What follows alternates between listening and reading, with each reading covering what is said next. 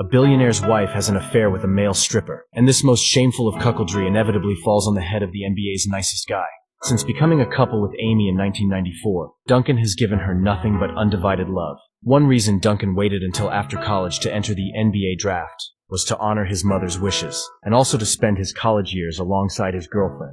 Even after entering the glamorous NBA, Duncan remained a hopeless romantic. In 2000, the Orlando Magic tried everything to recruit Duncan. But because Coach Rivers prohibited players from bringing girlfriends on the team plane, Duncan chose to forego a 6-year, $68 million mega contract to stay with the more compassionate Spurs. A year later, Duncan and Amy officially got married. Amy didn't want to idle at home like other NBA wives. Duncan, supporting her, not only helped her return to her medical career, but also established a medical foundation and entrusted its management to Amy. Little did he know that this substantial fund would become the catalyst for their divorce. In 2012, Duncan suddenly realized something was off with his wife. Every time he came back from an away game and sought affection from his wife, she would make excuses to refuse. Sounds like to me she was living the life. Whilst he was away, you know, he gave her everything she wanted, and she struck gold with an NBA player.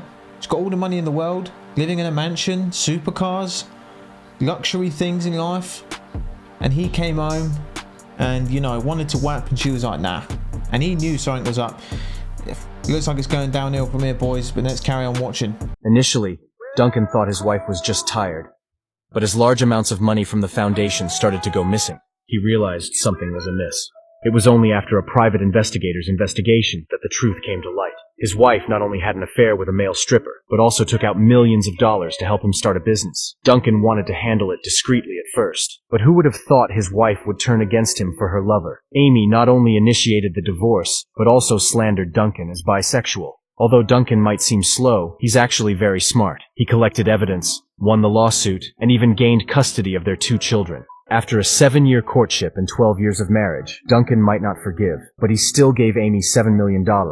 As a man, he has done more than enough, but the wicked often bring trouble upon themselves. After the divorce, Amy was duped by her lover into opening a gym. However, within 2 years, the gym went bankrupt and the lover left her. Amy ended up with nothing, both personally and financially. On the other hand, Duncan, the fool, found happiness. After the divorce, he fell in love with Vanessa, an American reality TV star. She not only surpasses Amy in looks and social status, but also deeply respects Duncan's hobbies. Duncan also learned from his previous marriage, paying more attention to his personal image, no longer just going out in shorts and a t-shirt. He even started sporting trendy dreadlocks at the age of 47. Duncan's love life teaches us that enduring loneliness is a discipline in marriage, and loyalty is a choice. Just look at him and Vanessa now. You'll see that only mutually supportive partners can make each other shine. A win is a win, boys. A win is a fucking win. Fair play to this guy. This is what I like to see. These gold diggers walking away with nothing, because that's what they deserve. Nothing. Even when he was at the top, he really gave his ex-wife the world, and she really ran off with another guy into the sunset, trying to take his money and the kids, and it backfired. She really tried to open a gym. That backfired. Karma is a bitch, and she deserved everything that came to her. And fair play to him, he's moved on. He's, by the sounds of it, he's got a good woman, and man, I was genuinely happy watching that. I was genuinely happy watching that. And I can guarantee you his ex-wife is sat there crying, watching Netflix every night, thinking of the time she had. What an idiot. What an idiot. Fair play to this guy. Let me know what you guys think of that. You want a man? I do, but I want a man that treats me right. I could be your man. Shut the hell up. I can.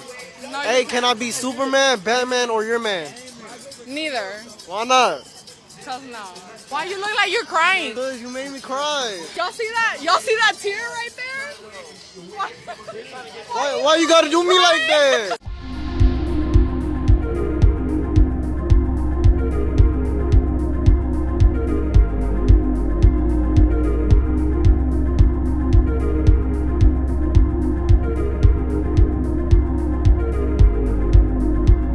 We all know how this video would go if it was the other way around, but this guy just ran into a couple of local sausage wallets.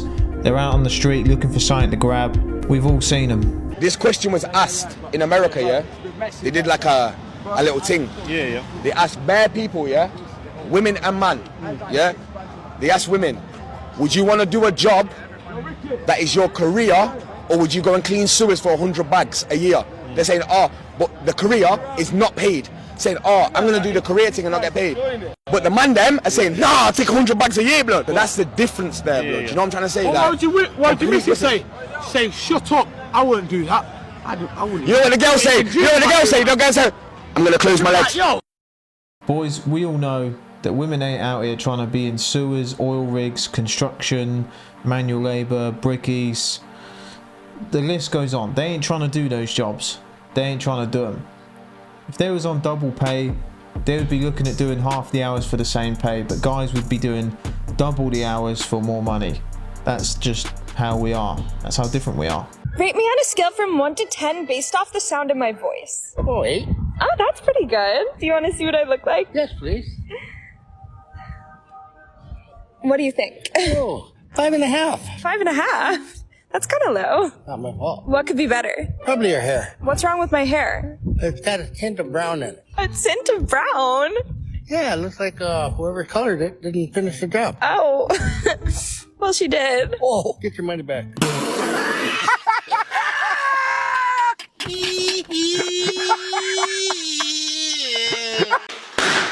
We're about to find out why you popped your balloon. So, why? Just why? Is it because my hair's red, or is it because I'm taller than you? Ooh! First things first, regardless of height, I could break you in half if I felt like it. What do you mean by that? I'm not going to stand here and entertain you because I am not sexually attracted to you. Anyways, here it is. Attracted to Never you, asked for your opinion. Here it is. I don't know why you're getting hurt. At the end of the day, your hair is red, okay? Red hair means trouble is near. I don't want any of those problems. Your hair is red. Your hair is red. Your hair is red. You are telling me who you are. He's not wrong. Okay? He's not wrong. You are telling me who you are, what you're about. I've understood that message and I said no. Wait, so Alicia, are you actually trouble? No, but there's this thing called the red hair phase. You know, And you're in the red hair phase. No. I guess I am. So what is the red hair phase? Are you like getting wild in that? No, it's just like you're in your villain arc. So that means you're getting wild. No, like... Fuck this. Yeah, if she's got coloured hair, you need to stay clear, boys, because she's one of 3 things, okay? She's either going to want to speak to the manager, a 304, or she identifies as a flipping lamppost. I just drove 8 hours for a first date. I'm gonna say it again. I just drove 8 fucking hours for a first date. That was supposed to happen at 8:30 p.m. this evening. Guess what time it is? 11:04 p.m.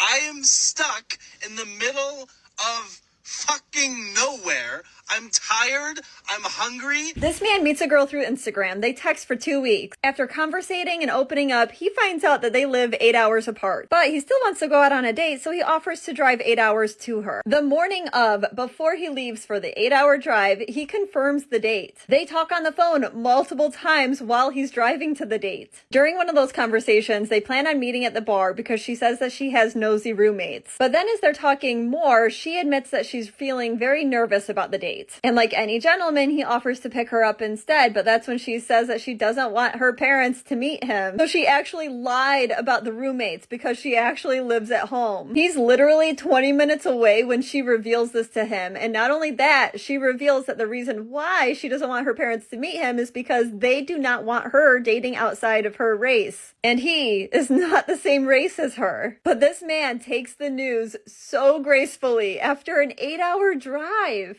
Ladies, you cannot complain that men no longer make grand gestures when this happens.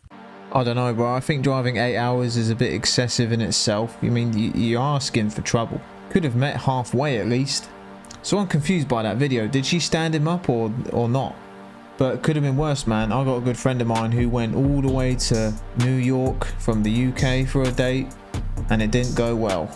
And the text was saying she was nervous when he was on the way. I mean, even if he was 4 hours into that drive and she was like, oh, I'm really nervous, I'm, you know, a bit unsure, I would have just done a 180 at that point, you know, because driving 8 hours to get stood up is madness. is absolute madness. 16 hours in the car. That's... nah.